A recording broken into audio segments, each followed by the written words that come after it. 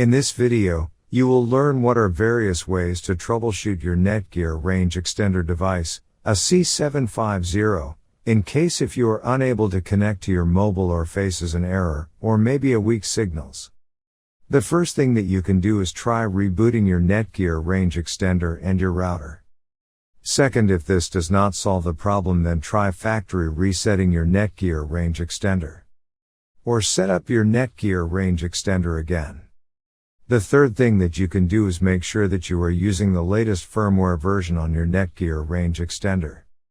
If you do not know how to update firmware, watch one of our videos on it. In case if you are still facing any issue with your Netgear range extender device, get in touch with our Netgear range extender experts for instant solutions.